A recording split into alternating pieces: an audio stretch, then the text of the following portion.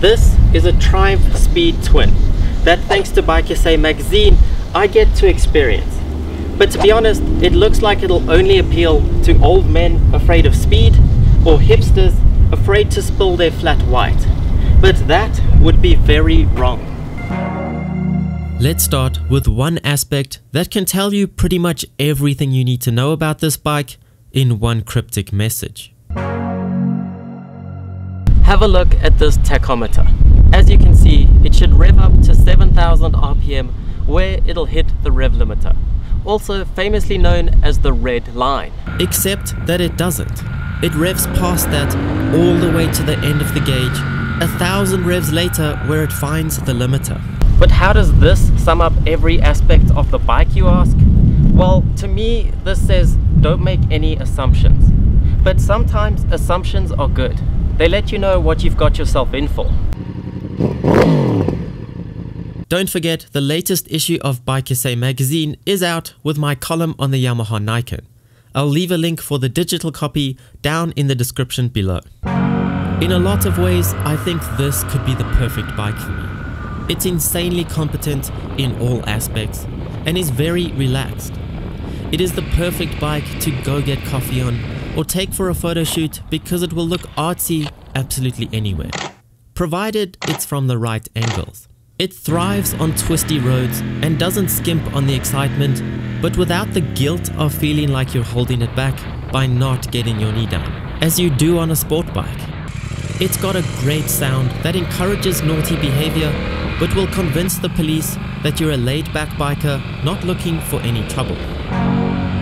So let's go over its design, because as you all know, I absolutely love going on about a bike's design. With a retro bike, I want every contradiction you could possibly get with it. Like with the brakes, for example, on this, because they get it right. They're these beautiful looking Brembo calipers that would be at home on just about any modern high performance bike, except that they're an axial mount, like you'd expect to find on the very first Triumph motorcycle. It's a harsh culmination of the old and the new in a brilliant way that sums up the reason for these, what Triumph calls, modern classics. Plus, with an era-fitting squeal every time you pull the lever at low speeds. How about the gorgeous twin rear shocks back here that look like they were from a time when a monoshock wasn't even competent enough to exist? Except these are from the modern era, which means they actually do shocky things and bear the KYB name, who actually know a thing or two about suspension. Of course, they're not entirely comparable to a well-designed monoshock, but they're exactly what you would expect on a retro bike. And the engine itself, with these polished cooling fins that make you question how well it would actually perform. But not to worry, because there is indeed a radiator up here at the front. Mounted the wrong way, I might argue, but it still does the job and reassures you that there is a surprising amount of punch going on within this 1200 engine, and that overheating will never be an issue. This is exactly what I want in a retro bike, finding a way to mix the old with the new to create something needless but beautiful. However, in other areas it falls short of this. It feels like they were trying to keep the old versus new contradictions to a minimum, where I would have loved for them to go all the way with it. Like this headlight. It's got that classic one round headlight on the front, which I absolutely love, but then it's just got a bulb design inside it. I would expect this traditional shape, but with extreme LEDs inside to show what era it's actually from. And yes, these running LEDs and clean Triumph logo that lights up cheered me up a bit and probably does the contradicting better than my idea, but it's just not as extreme as I would love to see. Or like these gauges. It's got these two analog gauges that look great from the front, but when I look into them, I expect to find TFT displays with digital needles and endless functions to confuse me. However, all you find is two little LCD screens trying to make this bike look modern all on their own. And that's not an easy job for two little screens. It needs upside down aggressive forks to add to its sporty looks, not upright lanky forks with hideous covers. Maybe I've got retro bikes all wrong, and I'll just have to wait another decade to get what I want.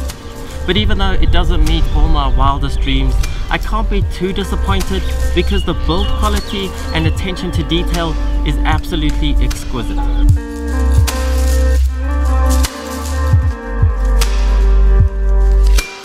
So let's head back to the headlight and have a look at that Triumph logo in there. If that's the sole reason they wanted to keep their old-fashioned design, then I can 100% agree with them. And the headlight itself is held on with mounts that look more like jewelry. The Speed Twin badging on the airbox is perfectly fitting, with Speed Twin engraved with a black filler and cutouts covered up by mesh. The mirrors slot right into the wannabe hipster identity, but pulls it off effortlessly. The tail also just somehow works.